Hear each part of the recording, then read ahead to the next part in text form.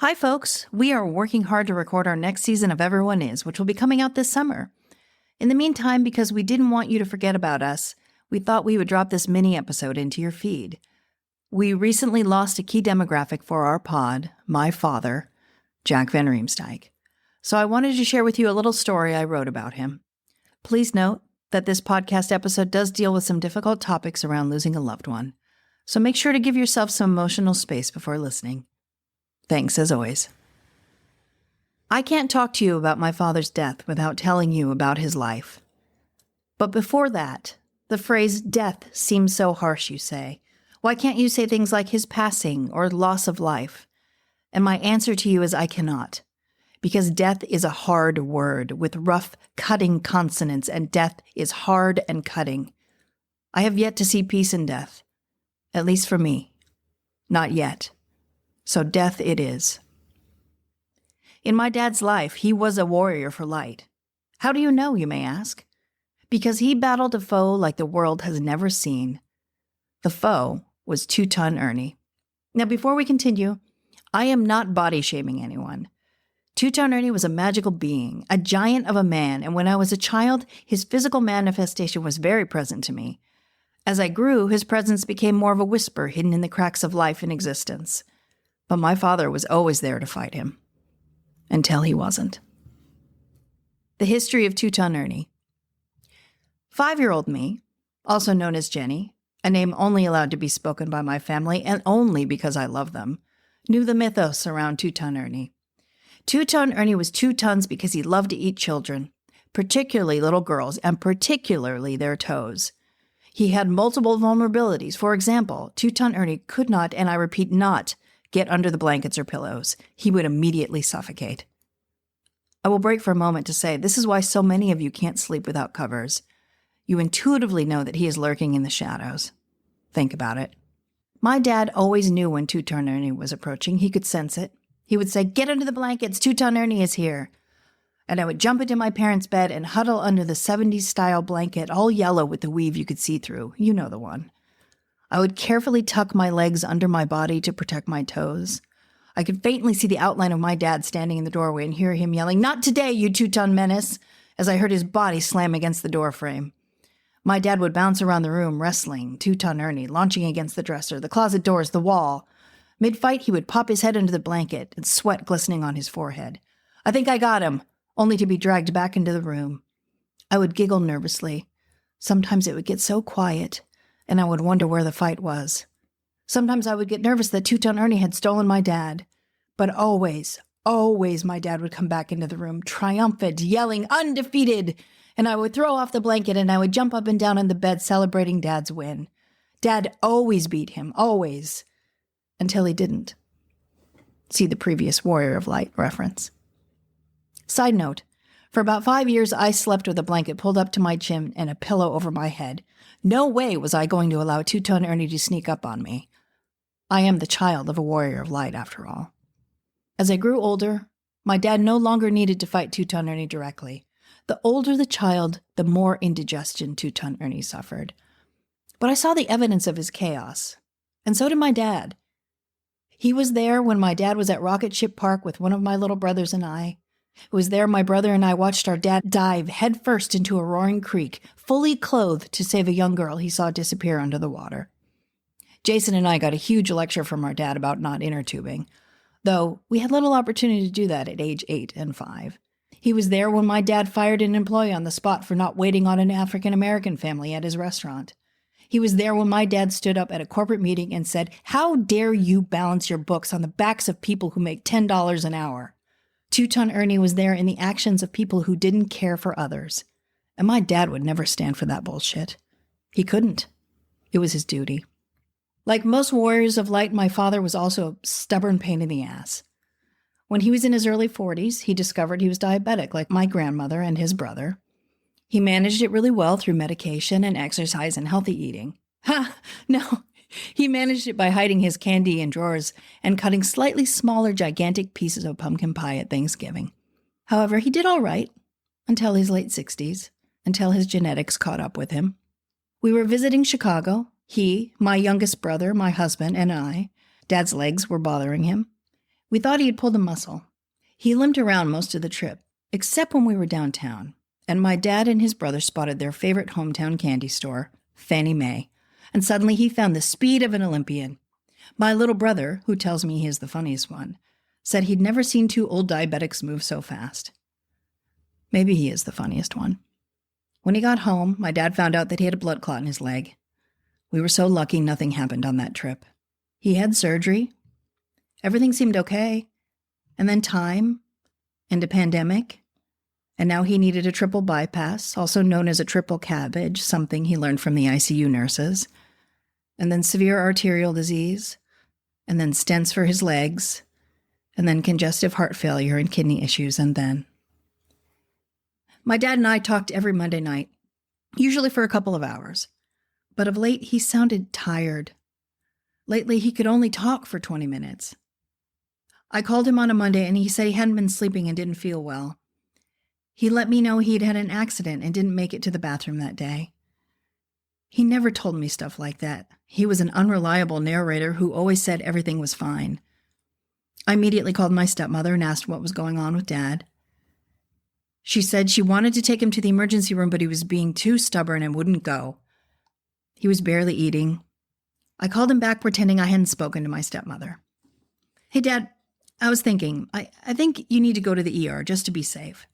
He immediately got defensive. I am fine. You see, he was a stubborn pain in the ass. I, however, am also a stubborn pain in the ass. Okay, Dad, why don't we make a deal? If you aren't feeling better tomorrow, you have to go to the ER. And if you don't, I will show up at your fucking door with a stolen Safeway shopping cart and load you in and push you there myself. He grudgingly agreed. He went to the ER the next day. They were going to check him in. His congestive heart failure was causing him problems. Note, with careful lifestyle choices, you can live 10 years with congestive heart failure. He was waiting in the ER for his room, and my stepmother had to leave because visiting hours would be over when he got into the room. He snuck me a call. I'm calling while this doctor is away. He's an asshole. I want you to know I love you. And in case I don't get to say it, my 4 children are the best thing I have ever done. I started pricing flights. Interior, Tucson. I probably have this next sequence of events a little off. You'll have to forgive me because I wasn't there for this part, and this all just sucks. He was in his regular room, but his kidney doctor came in to say, John, I'm not going to let you die. And it made my dad feel better, this wonderful doctor from Africa, another warrior of light. My aunt was there, my stepmother, my oldest younger brother. I have 3 little brothers. Dad suddenly took a turn. He was suddenly hallucinating. He said things like, where is Kenny? We have to save him. Call 555-1212. Someone is going to die tonight. I think he was mixing his childhood memories with episodes of NCIS. Shout out to the indelible mark that Mark Harmon leaves on older people. He also tried to punch a nurse, thinking she was two-tone Ernie, I imagine. By the time I and my brothers got there, Dad was in the ICU, the first one. He was lucid when we saw him, also sneaky. The doctors had him on limited fluids, and he would look at me drinking my water and say, what is that? And I would say, my water. And he would look around and make sure a nurse wasn't there and point at his cup. I'm not going to lie. I poured him a few drops of my water. Oh, that's good, he said. And the nurse came in and he thanked her for her help. And she left, and my stepmother said, that was the nurse you tried to punch. He shrugged his shoulders and smirked. Maybe she deserved it, he joked. Gallows humor. He took turns holding each of our hands. Only 2 of us were allowed in at a time. I love you, he kept saying. I don't want to die, he kept saying. It was getting close to visiting hours being over. My youngest brother and I were there. Everyone else had gone home to get some rest. Dad was finding it hard to get comfortable. His back was bothering him. He said he needed to use the bathroom, so we grabbed the nurses and left him for a few minutes to give him privacy. My brother and I wandered out to the waiting room and sat down. Code Blue, room 447, Code Blue, blared over the speakers. I jumped up. That's Dad's room. We have to go. My little brother looked stunned. Won't we just be in the way? I put on my older sister cape, the one I wear on occasion. I said, stay here, little bro. I will check to see what's going on. I rushed down the hall to my dad's room. There was a group of 6 or 7 or a million people huddled outside his room, and inside his room was chaos. They were performing CPR, and my dad was so exposed. "I'm here, Dad. It's okay. Fight," I said. I had let 2-ton Ernie slip in while my dad was vulnerable. How could I have done that? I was shaking, and I felt a tap on my shoulder, and I looked at the nurse, and she said it wasn't me. And I looked to my left, and it was my little brother, and he was crying, and I hugged him. He towers a foot taller than me, and I wished he was the little kid I used to lift up and play airplane with, just so I could make it better. I just don't have the arm strength. They stabilized Dad. He was mumbling. The doctors came to us. They decided to medevac him to another hospital with a cardiac ICU, and the helicopter was on its way. My brother called his mom, or I did. I don't remember. I called my oldest younger brother and told him what was going on. "What should I do?" he said. I said, "They're taking Dad to another hospital, and they won't let us see him tonight, so get some rest." I don't know how he did it, my brother, or how fast he was going to get there. But within 10 minutes, my brother was there by our side. While we were waiting, I said, "Dad, you get to fly in a helicopter. Isn't that so cool?" But it was not cool. I just didn't know what to say. I just did not know what to do. "Oh, Jesus," our dad said. "Oh, Jesus, help me." His Catholic was showing. New hospital, new rules. The next day, a new hospital, new ICU. This one focused on cardiac care. Once again, only 2 people at a time could sit with my dad. We all took turns. During one of my breaks, I wandered outside into the desert sun and I ran. In my jeans and sweatshirt, I ran across the parking lot into the Tucson desert behind the hospital. I ran because I was full of grief and rage, and I needed to do something besides cry. I couldn't cry. There were too many sad people, and I couldn't contribute to that. Not yet. I came back into the hospital 20 minutes later. And in that time of my brief absence, the doctor told my stepmother that my dad was very sick and we should be prepared. Somehow I had managed again to not be there when they delivered the worst news. It wasn't long after that my dad coded again. We were sitting in the waiting room, and only my aunt was sitting with him when it happened this time. We heard the announcement over the PA. "Code blue, room 111. My stepmother turned white, and I ran to the ICU door and I pressed the button to be let in, and they wouldn't let me in. "Please," I said. "That's my dad," I said. I looked down the hall to see my 83-year-old aunt come wandering out the other door. We all went to the open door, and the nurses said one person could come in and sit in a chair in the hallway by my dad's room. We sent my stepmother in, and we could see her sitting in the chair looking so lost. A nurse took pity on us and let us stand by her in the hallway. They managed to stabilize my dad, we think. I guess. I found their nurse practitioner and asked if there was a priest to deliver last rites, just in case. I don't know why I wanted that. I think it's because my agnostic dad was praying for his life. They found us a minister who was very helpful. She said, "I'm not a priest, I'm non-denominational." I said, "It's okay. He's not that Catholic." They were now going to try dialysis on my dad because his kidneys were failing. We, however, didn't want them to do CPR again if he coded. They had already broken his ribs. He was on so many machines they were breathing for him. We wanted them to try to stabilize him to not make him suffer more. So the minister brought us the DNR paperwork to sign. Do not resuscitate. No more code blues, Daddy. As a side note, my dad's favorite song was Rhapsody in Blue. My littlest, gigantic brother has a tattoo of it on his arm in honor of my dad. My husband didn't want me to tell this next part of the story. He felt, I think, that it undermined the story of my dad.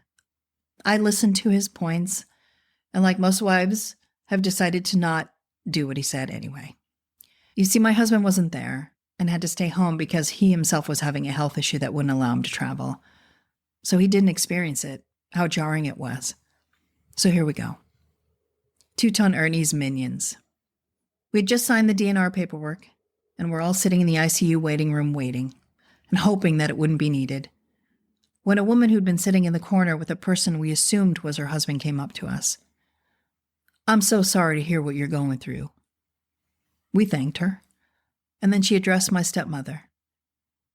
"Does your husband know Jesus?" My stepmother looked confused. "We just talked to the minister," she said. The woman pressed on. In order for your husband to get into the kingdom of heaven, he must know Jesus. I can go back there and pray over him." I saw my brother start to tense his jaw up. I jumped in. "We will handle things in our own way, thank you. You can go back and sit down." She slunk back to the corner, and she and her husband loudly talked about how our family didn't understand what we were doing. I want you to know something. These people were not Christians. There was no love in what they were offering. They were predators who sat in a room looking to take advantage of people in their darkest moments. They didn't want people to ascend anywhere. They wanted a notch on their belt for their own benefit. It was gross and dark. I recognized them immediately for who they were. They were 2-ton Ernie's minions, and I was going to be good and goddamned if they got anywhere near my father. Praise Jesus. It wasn't long before the minister came to tell us that it was time and we needed to come quickly. The air was so thick to walk through, I felt like everything around me was jello. We all surrounded my dad, my family, minus my poor middle brother who had to run his son home, and the minister. And it was so loud with the machines and the prayer. It felt weird and unsettling. In hindsight, maybe it should have been quieter. I know my brother thought that. However, I also know that my dad was extremely dramatic. It's hereditary. And there was a part of him that would have loved the flair. Then again, it was only loud until it was deadly quiet. And so, there are many people in this world who have a ton of stuff, and they hoard more and more stuff, and yet they find no joy in their lives, no love. My dad didn't have a ton of stuff or eat money, but when he died, his pharmacist cried, and so did his dental hygienist. And the people at Starbucks were disappointed he wasn't coming around anymore because they had so much to tell him. His neighbor, who was going through dialysis, and who he and my stepmother delivered their meals on wheels, can't believe it. His wife, his older brother and sister, my cousins, my brothers, his grandchildren, they all feel lesser because he is gone. And me, it's so much darker here without my warrior of light. How do we stay safe? Who replaces him? I guess I will have to find a way to come out from under this blanket.